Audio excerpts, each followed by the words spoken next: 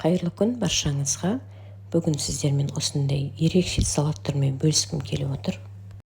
Көп зат қажет етпейді. Бізге тек бір дана капуста, мен бұл жерде цветной капуста таңдадым, бір дана сәбіз, 2 дана сарымсақ және дәміне қарай укроп зерендерін қоса бересіздер. Енді барлығын жақсылап тазалап жуып аламыз. Уақытты да көп ұстамайды. Мен бұл жерде тек өзімізге, отбасымызға арнап қана шағын жасадым.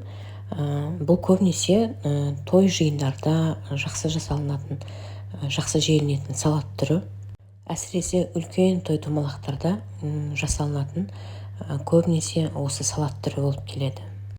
Енді капустаны бірден пышақпен кеспейміз. Алдымен жеке-жеке етіп әр қабатын бөліктеп аламыз. Ортасындағы өзегін кесіп алып, дәл видеодағыдай формада турап шығатын боламыз. Мен бұл жерде цветной капуста таңдадым, себебі түсі әдемі көрсінші деген оймен. Негізі кәдімгі өзіміздің кәдімгі қарапайым капустаны да қолдана берсеңіздер болады. Жалпы капустаның кез келген түрін қолдануға болады.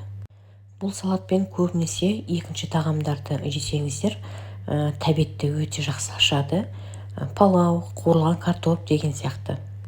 Осылай 40 қабатта керегімізше барлығын турап алғаннан кейін арнайы ыдысқа салып, үстінен қайнап тұрған суды құйып, 10 минутқа бетін жауып қоямыз. 10 минуттың ішінде қытырлап тұрған капуста кәдімгідей жұмсарып, ыңғайлы болып қалады.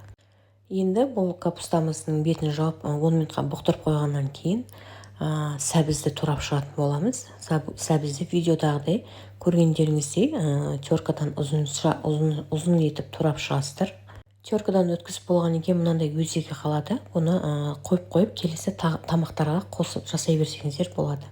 Сәбізден кейін сарымсағымызды осылай қолмен турап, пышақпен майдалап, салатқа қосқанға ыңғайлы етіп турап шығатын боламыз. Кез келген салаттың дәмін кіргізетін сарымсақ болып табылады. Мен аз көлемде жасасам да, бұл жерде 2 үлкен дана сарымсақ қостым. Осылай сарымсағымызды турап алғаннан кейін ыдысқа салып, енді 10 минуттан кейін ыстық судағы капустаны суын төгетін боламыз. Суды толық төгіп тастамадым, түбінде аздап қалдырдым. Осылай түбінен кішкене су қалдырсаңыздар, салат сочный, әдемі болып шығады. Үстінен дайын туралған сәбізді салып, барынша қолымызбен күшті салып езгілейтін боламыз. Жалпы сәбізді мына капустаның күйіне енгіземіз, яғни екеуі де өлі күйге ену керек. Сарымсақты салып, қызып тұрған 50 мл күнбағыс майын сарымсақтың үстіне құятын боламыз. Ыстық болғандықтан алдымен шанышқымен араластырдым. Суығаннан кейін қолымен тағы да күшті салып езіп шықты. Енді үстіне аскөк пен тұзды салып, тағы бір араластырам. Және одан кейін 4-5 тамшы уксус қосамын. Енді бар күшті осы кезде саламыз. Жақсылап қолмен езіп мыжғылаймыз. Байқасаңыздар, салатымыз бірден әдемі түске өзгеріп шыға келді.